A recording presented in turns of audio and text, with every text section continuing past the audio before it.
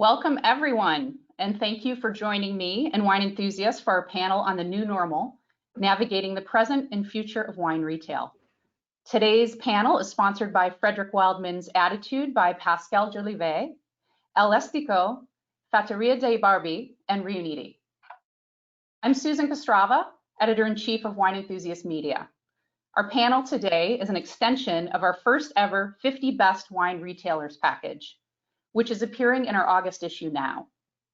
Our team of editors and tasters carefully selected a comprehensive guide to finding and buying wines across the US, from online purveyors to value-driven shops to those with the hottest hyper-focused lists, including natural wines and Italian classics. The package presents the best of the best across 10 categories with 5 honorees in each category.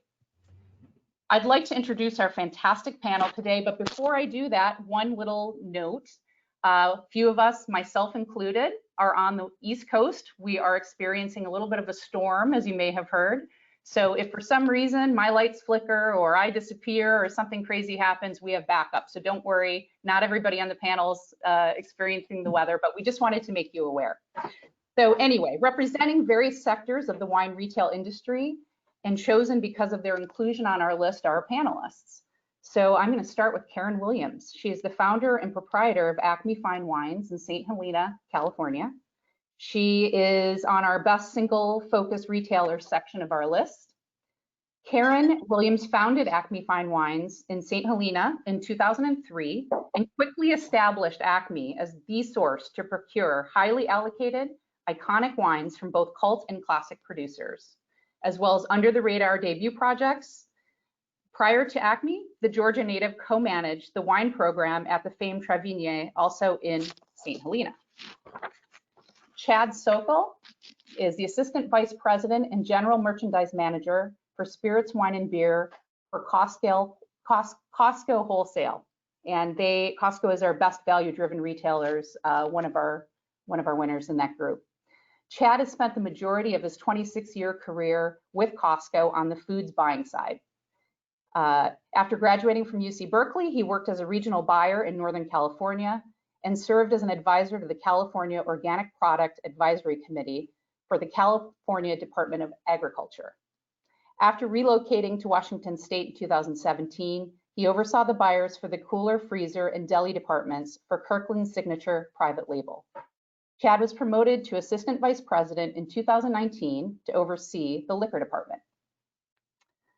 Michael Osborne is founder and Executive Vice President of Wine.com, which appeared in our best online retailer section of our list.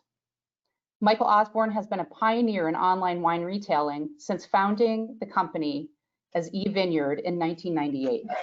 Mike now leads merchandising for San Francisco-based Wine.com and manages its key industry relationships.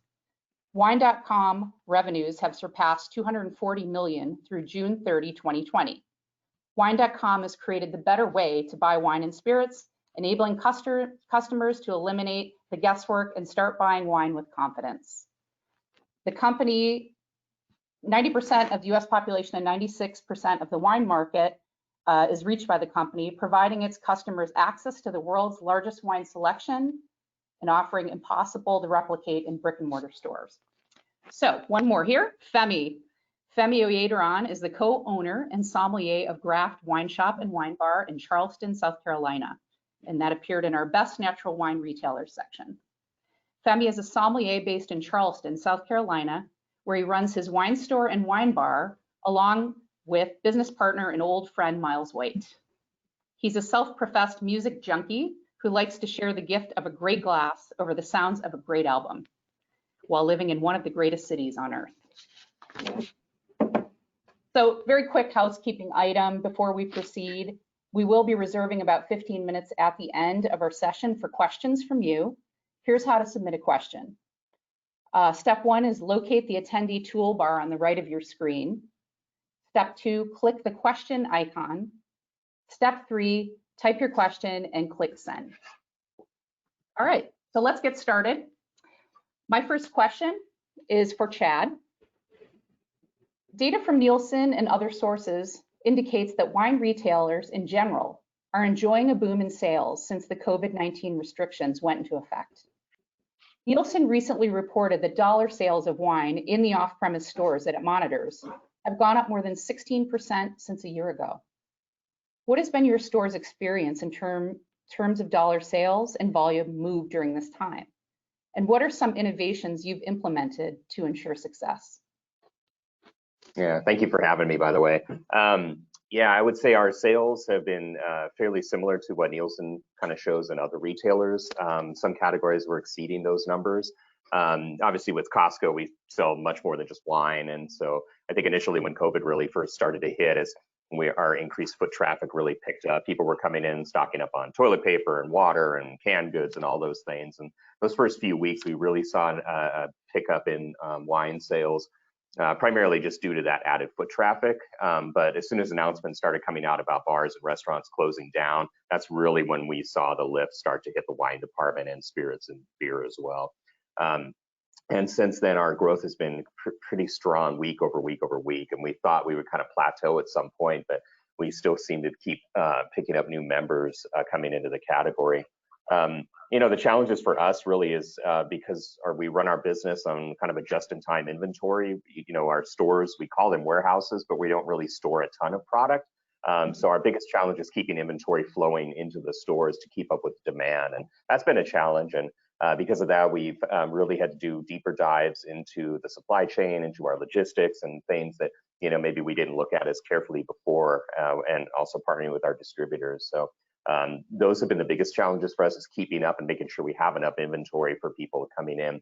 But the side benefit of that has been also for us, and we've been fortunate that our business has been doing well, is that there's been wineries and certain brands that have come to us that have not really done business with Costco in the past, or didn't really have interest to do so, and now have been coming forward and trying to work with us. So we've been able to carry some new brands and some exciting offerings that we didn't have before. So those are some of the great benefits that we've seen.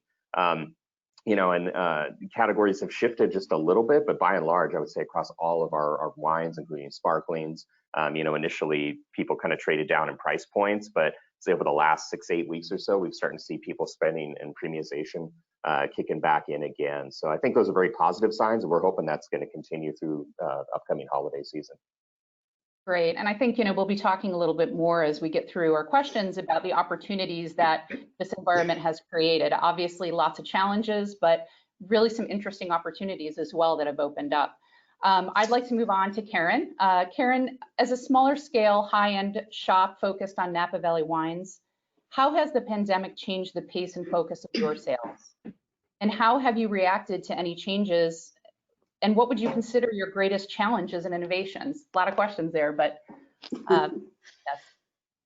So the pace the pace picked up, and what we noticed was it felt more like when Acme first opened in 2003 with the .com era, felt like the customers, or our clients more like, because we tend to get to know everybody. It seemed like the pace was dealt mainly by them. They were driving the bus for us. They were getting in touch with us saying, I need this, I need that, instead of us having to reach out, which we love to do, but we were less involved in reaching directly out to our customers and more taking orders from people. So it seemed like a blast from the past kind of a feel, which I think it just was a lot of people being obviously at home, and they, as soon as they were drinking through what they had on hand, they just needed more. So I would say that the pace definitely increased,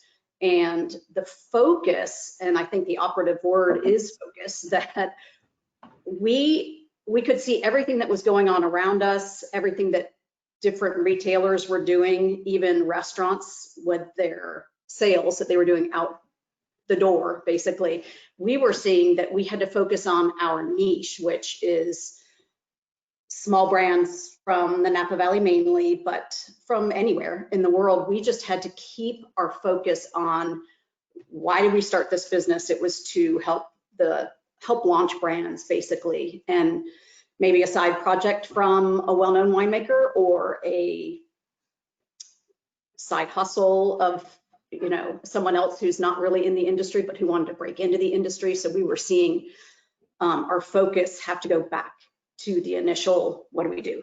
We launch brands. We're right here in the middle of it all, and we get to know these people personally. So I think that was not how we changed our focus, but just how we focused. And then we reacted the same in keeping in turn, just making sure that everything that we did was to help the smaller brands, that we were seeing them struggling. And that when you're in the community with the same people whose brands you're selling, you know their children, you know their personal lives. So for us, it was, we've got to really get together and help the small brands out, just to get the word out there about them. Yeah, I think it's interesting just talking about in a way, almost going back to a grassroots way of working with your customers and kind of going back to certain basics and how you're dealing with them. I think that, again, the adapting that we've all done, it has changed. Just, you know, maybe we're a little closer to each other than we were before. I guess that's one of the positives. Right. So, Michael, the sheltering and social distancing has spiked e-commerce sales of wine this year. What trends in consumer preferences is Wine.com seeing? Thank you, and thanks for having me. I would never have wanted or wished upon a global pandemic to make trial part of the industry, but obviously what we've had in other e-commerce retailers have seen in all categories of e-commerce is trial. And what we knew was great for consumers, you know, 22 years ago remains that way today. An easier way to buy wine in a giant assortment.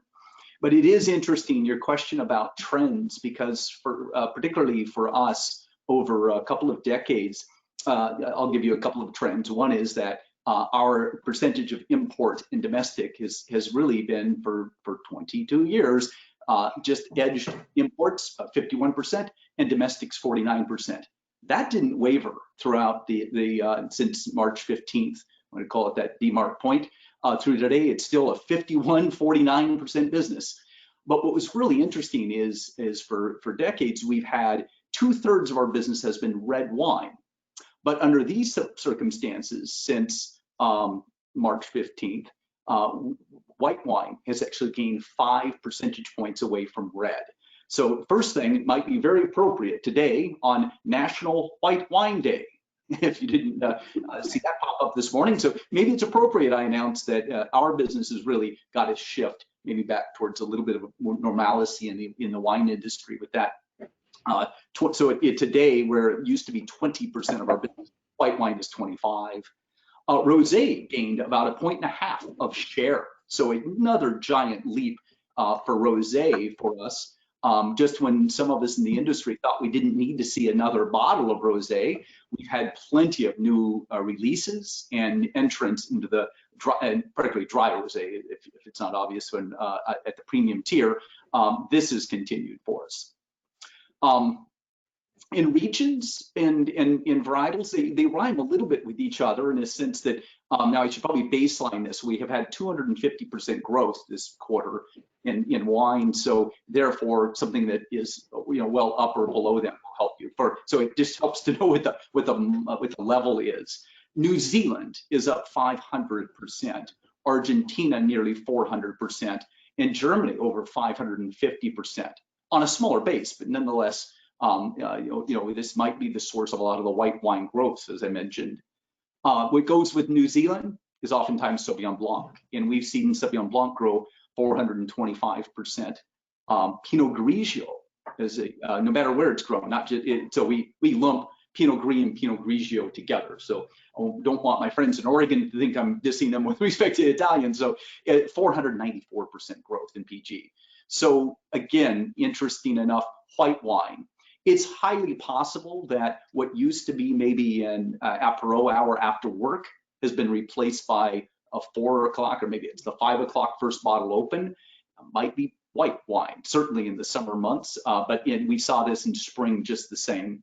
And the red wine we're saving for later. So it's possible we have a lot of consumers who are experiencing the wine industry the way a lot of our trade members have, where there's always a bottle of white in the fridge, maybe you don't get through all of it before you move into the dinner time wine of a red. Right. But that would be the trends I've seen. Yeah, it's interesting. So Femi, on a similar note, just regarding trends, have you seen an increase in consumer interest in natural wines during the pandemic? Or have you seen any change in overall buying trends and experimentation from your perspective? And what other types, regions, and brands are you seeing an uptick in? Okay, yeah.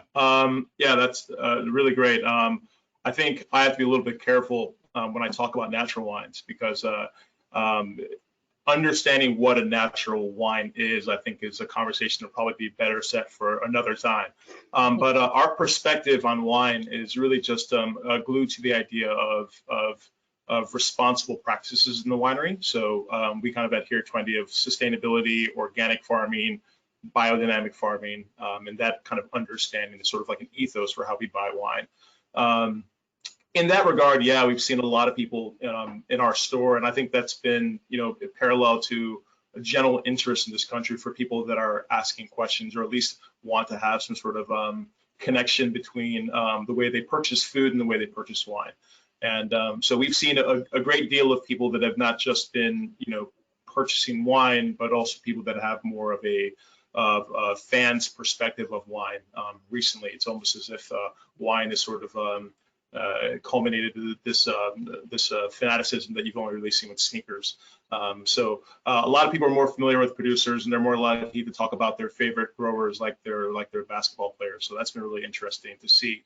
But in terms of what we've seen as far as discovery, it's been incredible. I mean, people are certainly more adventurous with their purchases. I do have to note, we kind of had a pivot, before. For those that don't know, we operated as sort of a shop and a bar, so we were doing retail and an on-premise service in our space.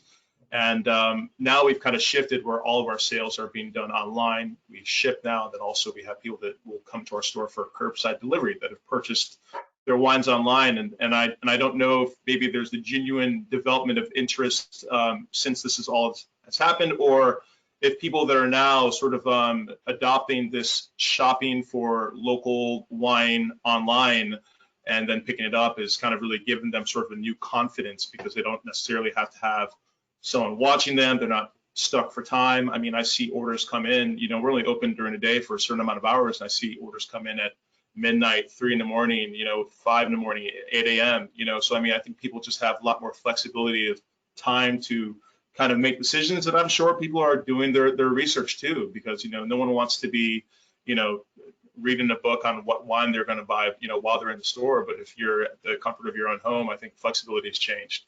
So yeah, we've seen a lot of people experiment in that regard, and I think one of those categories that I would say in terms of what we're really seeing people want to drink, and I live in Charleston, we're on the coast, it's incredibly humid here. People really want cold stuff. So, this idea of red wines that you can chill we've seen significant increase in sort of people wanting to kind of explore that category. Skin contact white wines are a big thing right now, whether it be natural wine or whatever. People just kind of like seeing experiments and things that maybe were untypical for what we saw in wine about a decade ago. So yeah, it's been interesting. We've seen a lot of developments in different categories, a lot of developments in terms of where people are buying their wine, and we've seen a lot of new customers in the store. It's been an interesting pivot, for us, without a bar. Yeah, and I think we'll talk a little bit, at the end here about just the future and whether these trends that we're seeing now, whether they're going to continue, for the future. Some of these things are going to become standard behavior for wine consumers, which I think is great. And some of the things that you're talking about, just that comfort and in ordering online or doing curbside pickup, whatever it is they're doing. So Chad, I'd like to pose a question to you. How has the pandemic affected your employees and their working environment? And have you added more employees and/or hours? Yeah, it's definitely been a challenge, and obviously it's the same challenge that affects everybody right now. A lot of working from home, virtual meetings, conference calls, things. For us, I think at Costco on the buying side, we're very hands-on, and so we're used to traveling a lot, visiting wineries, visiting with brands and distributors, and especially when it comes to our private label development, we're very hands-on all the way through the process. So for these last few months, it's been a little difficult for us not to be able to do that and have to do things, virtually. So that's been a little bit of an adjustment for us. But luckily, our teams have adapted very well. Most of my staff is starting to come back to the offices. We have enough space here to spread out and account for social distancing and other procedures that we've taken. So we've started to get some of our people back on the office side. So yeah, I think our teams have adapted very well, and remains to be seen, obviously, how long this will continue. But I think we've adapted pretty well and been able to keep up. So I'm definitely proud of my team. And we haven't had to add people in my department specifically, but in our Costco warehouses, we've certainly added a lot of staff to keep up with the demand from the public. So they've done a great job of that. And, Costco's a busy place, so they've done pretty well being able to keep up on that. So yeah, we're hanging in there. Does anyone else want to jump in on that question? Just because I think it's kind of interesting. How have you been navigating this as far as employees or the working environment? Sure. Well, we at least had some practice with Christmas. Years past, 20 years of prep, but we planned for that. There's a calendar that tells us that December 25th is en route, and we know what was going to happen.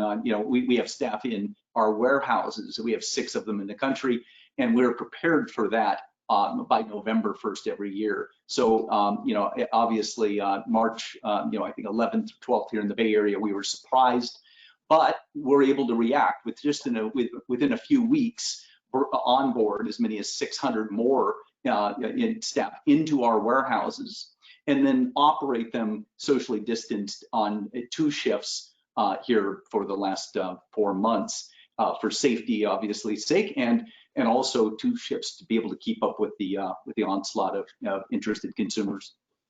Yeah. So Karen, I'd like to ask you a question. Has the challenge of current on-premise sales opened up new opportunities for you as an off-premise seller? And for example, are you able to acquire new allocations as a result? There was some discussion just earlier about just unique opportunities that arise from these situations. What have you seen on that count? Yes, we have seen allocations open up. Sometimes they share where the allocation used to be with us. So it helps us understand maybe what level of clients might be interested in what they're offering us. But again, these are small brands that are coming to us, and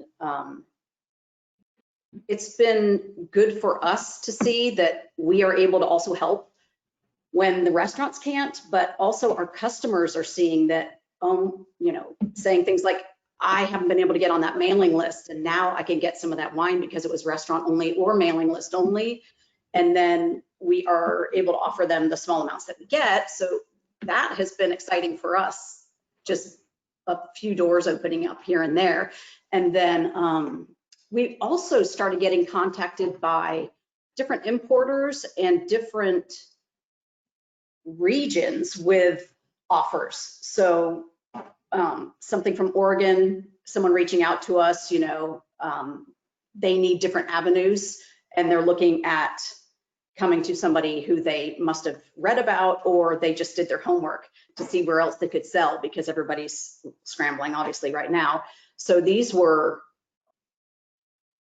wineries and distributors coming to us with new brands, and it's been nice to mix it up a little bit with our clients, just offering them something that they haven't seen from us before.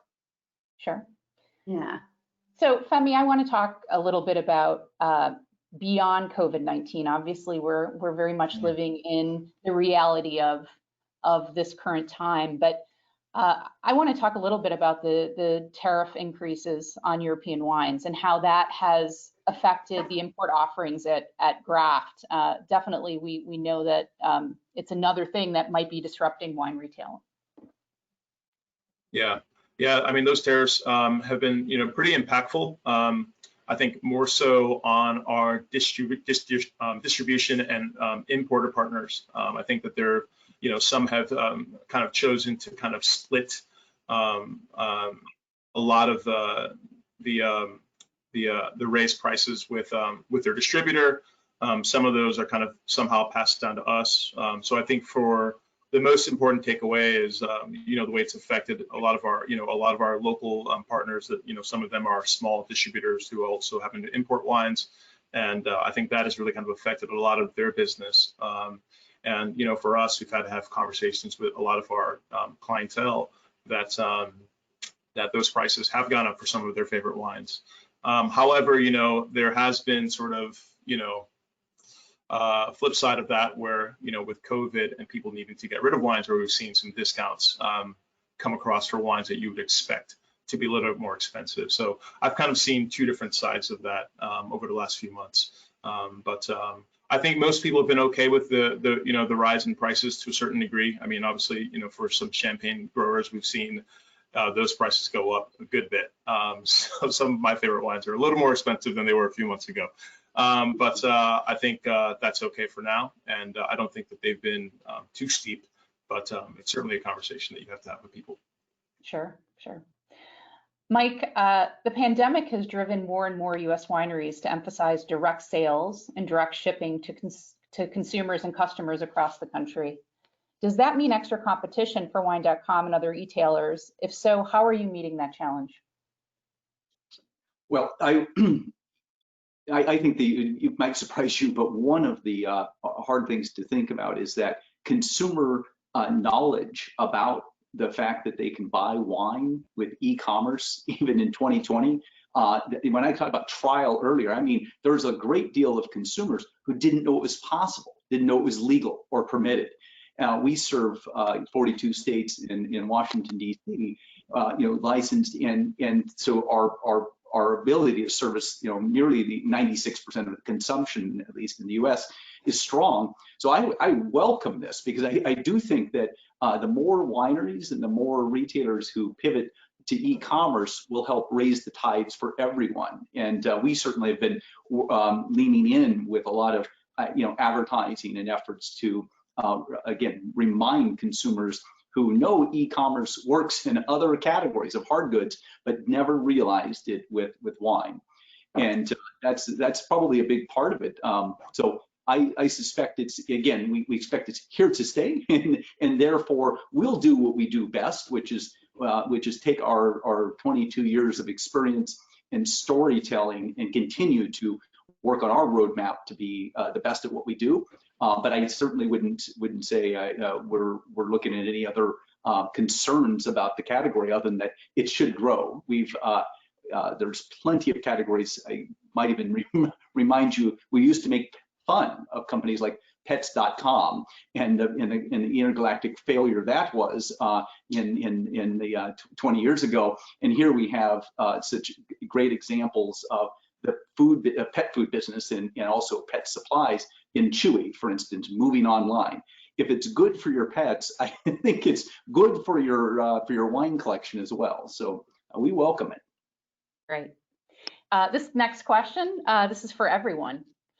What's one lesson, or maybe there are a few lessons that you want to discuss, but a really important lesson you've learned during the pandemic that you know will still be valuable in the future when the crisis finally subsides? You know, what are you going to take away, do you think, from this that is a real learning, and also maybe what trends you think will continue throughout? I mean, Mike just talked about just comfort in online retail, but maybe talk a little bit about some of what you've learned and definitely what you think you and the consumers will take away.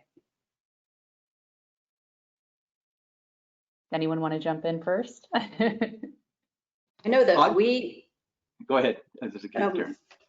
We pivoted, which seems to be the new word. We pivoted with Zoom calls, and it used to be, well, us being a destination here in Napa Valley, Napa Valley is the destination. We end up with clients that are coming to us and, you know, for in-house tastings, but we weren't obviously able to do those. The shift to Zoom really opened my eyes, and it wasn't me thinking that we would be able to, well, I wasn't thinking that we would continue it. I figured that we would this is what we're doing now. But then we started realizing, well, wait a minute, there are probably, who knows, the high percentage of customers who never make it to the Napa Valley, and customers who just want to have that personal touch. And we've watched as all the wineries are doing it, and it seems to be just filling a place that is not going to be replaced by once people are able to travel. It's just going to stay there.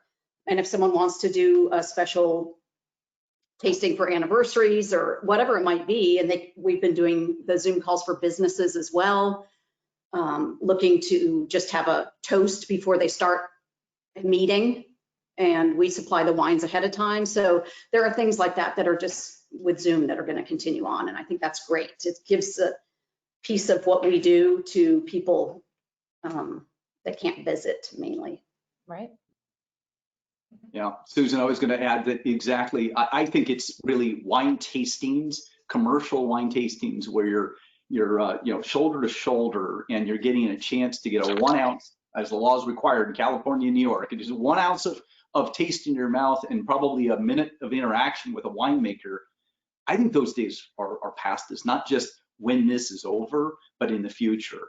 We too, took a chance to listen to our customers and know that what they really wanted was some education and entertainment while sheltered in place. And so by April, we had a series that we started, and it's running at a breakneck speed of 1 to 2 large events every week.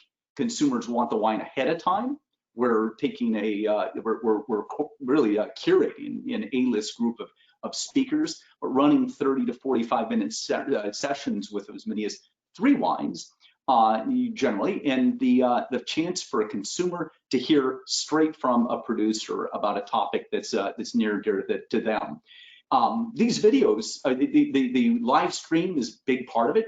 They become videos, but I was going to suggest that before this, we always could have videos, and we too did, but we didn't have the rate of acceptance in watching them the way we do today with live stream and interactive content. So that's what I think is a game changer, not just something that was technology, introduced us to it and the need to do this while in sheltered in place. But I think at the end of this, large scale wine tastings are going to be different, and I think there'll be more and more in an environment much like this webinar. But for goodness sakes, we could start with a glass next time, perhaps, Susan. You know what? That's a good idea. That is the missing point here, right? Yeah. I mean, I think. Sorry, Chad or Femi, would you like to jump in on just your own perspectives on that, or trends that you're seeing that you think are going to continue? Yeah, I would say for us, one of the things that we've seen, and to Karen and Mike's points as well, is that people still want experiences, but how they're going to do those and how they're going to have those is very different. Costco, we don't do in-house tastings or anything like that. Most of our stores don't even really have a wine steward. Most of our businesses really, we rely on the wineries and the rest of the business to educate members, and then they can come in and pick up what they're already kind of looking for. So for us, our business model is a little different. So we're gonna, try to make sure that we have a good wide variety of selection of things to be able to cater to people.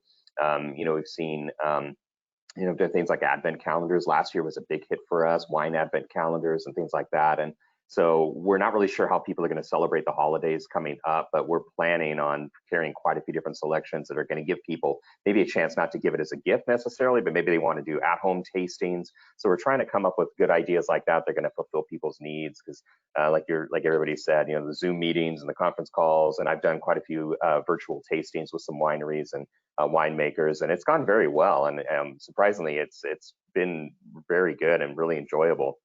So like everyone said, hopefully, people will find ways to adapt and still find occasions to celebrate and get together when they can. But we still think people want that experience. So we'll see. Femi, anything you'd like to add? Yeah. I think what I would do is that, I piggyback on some of the stuff that I might have mentioned earlier. And maybe in addition, I think the thing I've realized, and I kind of knew this before, is that I think a lot of people don't want to make choices, but if you fall into their realm of people they trust, then you can make a really sort of comfortable transaction for them. And I say that meaning that we started curating what we call these pre-selected packs. We call them we say Graph takes the wheel. And they're 4-pack or 6-packs, and you get to choose different price points, whether it be $50, $75 for a 4-pack, or $75 to $150 and so on and so forth for 6-packs. These are pre-selected. You can kind of pick, white, red, mix, whatever you want to do. And we've seen a lot of people that participate in that, and it's kind of really given me the confidence of knowing that a lot of people don't really want to make a decision, but they're willing to give you parameters on what you can work with, and if they trust you, they're kind of happy with that all the time. That's been a really interesting experiment. Great. Okay, so we are going to move on to some of the questions that the audience has been sending in. Great. So the first one is consumers feel safe with brands they know and recognize. During the pandemic, have you seen an impact on private labels? Could this be the end of private labels for retail chains? Not sure if anybody wants to jump in on that. I can jump in on that one. Private label for us is a huge part of our business, and so for us, that's actually been the best growth that we've seen out of all of the wines, and its account goes for spirits too. But that's been some of the strongest growth that we've seen, and Costco has really been on the private label side more so than some of the brands. And like I said earlier, we really saw that shift when about March, April, people really went strong to the private label. It could have been based on price points or whatever it was that people were looking for. And then since then, our sales have continued on the same pace that we've seen, but people have started to trade back up again in some price points and some other recognized brands as well. So it's hard to say where that's going to continue, but I think for us, we're very, very confident that private label for us will continue to be very strong. Okay, great. Are there any changes you've considered making to floor layouts to optimize foot traffic? Anyone want to jump in on that one? What is meant by a floor layout? Oh, I'm kidding. I guess that's true. For some of you, it's appropriate. For others, not. Yeah. Femi, I don't know. Well, normally I'd be able to answer this question, but we haven't let anyone into our store since March. Okay, well, there you go. But I will say because we haven't let anyone in, we've basically converted our store into being a warehouse. So if anything, there's definitely been a change in terms of the layout because there's just wine everywhere. Okay, so just looking at these now. Okay, with more online alcohol sales, do you think we will see a change in the federal law allowing retailers to ship anywhere in the country? I think we're going to need a lot of anywhere. I think it's going to take a lot of consumer awareness about what they can and cannot do today. And I'll give an example. I hear the word alcohol used there. We launched spirits last fall in Florida, New Jersey, and New York, and then we're licensed just in February. Thank goodness, in February in California. But in spirits, this is an intra-state business today. So it's California from California, Californians serviced from our California center, or an example of our New York customers. But it does not. Spirits cannot travel across state lines. Consumers just don't, when they get aware of wine, when they become aware that wine is possible, then they start questioning why it is they can't have their favorite Armagnac or Cognac or whiskey shipped to them as well. So I do think it's going to take consumer awareness and reaction, and that is what would change. I don't have a lot of confidence that otherwise that we'll have industry partners helping us at all. We haven't for 20 years. I don't think we're going to see their help in this matter. I think it's going to take consumers. Great. Anyone else want to jump in on that? Okay. If tariffs move forward, what are you forecasting as an impact on your business? Anyone? Okay. Sure. Yeah, depends which tariffs, continuation of the ones or new rounds or additional ones. Yeah, I'm not sure. It's a general question, I guess, but yeah. I presume that again, consumers are smart. They'll follow the behavior. If something egregious were to come down, I guess we'll be looking at probably a shift more to domestic wines. We haven't seen that as of yet, as I disclosed earlier. Even the tariffs are in play today. It's still a majority of our business is just barely, but a majority is imported domestic. If it were egregious, it's been contemplated or recited by some, that certainly, I think at that level, it would certainly change behavior. Okay, I have a couple of questions regarding categories by price. This question is, has the wine pickup during the pandemic been evenly across price segments, or has it been skewed to more entry-level wines? I think you guys talked a little bit about varietal categories, but what about price? What are you seeing in trends as far as that goes? And actually, there were a couple of questions of that type. Someone else was asking, what is the movement right now in the $9.99 to $19.99 price range? So maybe somebody can approach that question.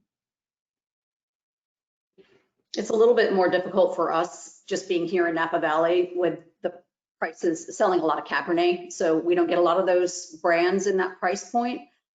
So I'm not the perfect person to ask that question, but what we have seen is maybe the quantity levels go down for people when they're purchasing. Instead of a full case, they might purchase 6 or 4, and that can be in any price range, but we have not seen the high price range, which for us could be over $150. We have not seen that slow at all. In fact, that tends to be, since about March, that's been one of our bigger categories of sales, is the high end in comparison to the low. And for me to respond, I think it's important just to know what our average is significantly higher than the industry's average. So that's one of the issues. We're at a $25.50 average in the last 4 months. That's down a little from a $29 average 1 year ago. But it certainly isn't where Nielsen's reporting out at under $11 a bottle as the nation's average. But I would tell you for certain that it is the price buckets from, we start at $8, let's say, at 8 to 20 has been over 400% growth. But then I wouldn't discourage anyone with wines over $100 because that's more than doubled. So it's 100% growth of wines over $100. But those wines aren't keeping up their share of pace. So they're losing share within our 4 walls, but they certainly are growing. And I think that bodes well for the future as well. But it isn't it isn't anemic growth at all for anybody. Those over 100, it's not 250%. It's 100%. And I think we should take it as an industry. Great. Yeah. Chad, I'm sorry. Yeah, I'll jump in on that. We've seen similar trends to what Mike just shared as well. So we've seen growth across really all of our categories and price points, but the strongest growth for us is probably that $10 to $20 range is growing much better. But even I was running numbers again today. We kind of looked at our sales, when COVID first hit, and people traded down very quickly. But then, like I said, that started to come back up again. So I'm seeing better growth in higher price points. Items. Most of it, though, definitely just seems to be people gravitating to the brands that they know. I would say maybe less experimentation at the higher price point levels. But it's, we're seeing great growth across all ranges right now. Yeah, I completely agree. For us, we've seen it 2 different ways. We're seeing people, firstly, people are spending more money just generally, which is why I said I don't know if it's just because of COVID or because they're more comfortable in the way they kind of can purchase wine online. So we're seeing people that are, doing more purchases of bottles in the range of 6 to 12 bottles. And we're also seeing people that spend more, people that typically, I think, would have spent maybe $25, $30 in a bottle. I'm seeing their orders come in and they're spending like 60, 80, 50 on the bottle. So, and that to me has always been a big question, like what has made this certain customer start to spend more? And I haven't really asked a lot of these people, but it's been very intriguing to kind of watch the way people that we knew what they would buy, we knew where their comfort zone is. They've completely blown us away from their online selections. Yeah, it's definitely been a change. That's interesting. So it's time to wrap up, but I want to thank our incredible panel for their insights and advice on how to navigate this unprecedented time. I also want to thank you, our audience, for your great questions, and of course, our sponsors for supporting this discussion. I wish everybody well. I wish everyone safe. I wish everyone continued good business. And for our audience, keep drinking wine. This is part of what's going to get us through all this. So have a great night and stay safe. Thank you so much again. Thank you. Thank you. All right, thank you.